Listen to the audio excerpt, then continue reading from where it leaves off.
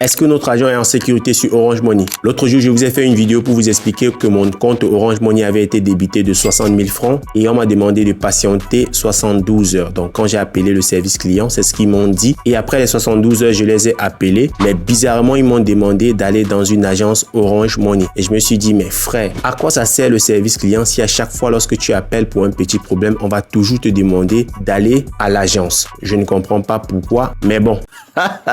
Je me suis rendu du côté de Aqua à la direction commerciale d'Orange et là j'ai été bien accueilli. Bon, il y a une fille là-bas, je sais pas trop, elle regarde souvent mes vidéos, je sais pas si c'est un abonné. En tout cas, coucou à toi. Donc elles m'ont bien reçu. En gros, elles m'ont expliqué le souci. Donc le problème était que quoi? Une personne m'a envoyé de l'argent de l'étranger et la personne a tout simplement inversé le processus. Donc voilà ce que la dame m'a expliqué. Et maintenant le problème était que lorsque je fouillais la transaction, je ne trouvais pas la transaction dans mon Orange Money. En tout cas dans ma messagerie Orange Money. Et la dame m'a expliqué que ça peut arriver des fois que on vous envoie l'argent de l'étranger et le message n'arrive pas. Ce jour-là, moi, j'ai plutôt regardé la notification sur l'application Orange Money. Dans l'application, il y avait la transaction avec le Transaction ID. Elle m'a vraiment expliqué. Je suis allé dans Orange Money, j'ai vu la transaction qui avait été faite. Donc, apparemment, c'était une transaction qui venait du Gabon et la personne avait inversé la transaction. Donc, et moi, j'étais pas au courant. En gros, Orange n'avait pas vraiment pris mon argent. C'était juste une personne qui avait inversé la transaction. Mais il y a une chose que la dame m'a dit. Donc, normalement, lorsqu'on veut inverser une transaction, on te demande ton code Orange Money. Mais sauf que pour moi, on ne m'a pas demandé le code. Donc, c'est ce qui a été un peu bizarre dans cette histoire. En tout cas,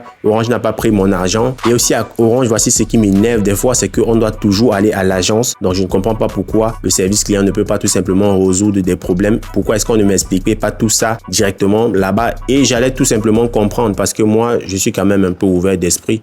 Bon, je me dis, En tout cas, dites-moi ce que vous en pensez dans les commentaires parce que tout ceci me ramène à me poser cette question.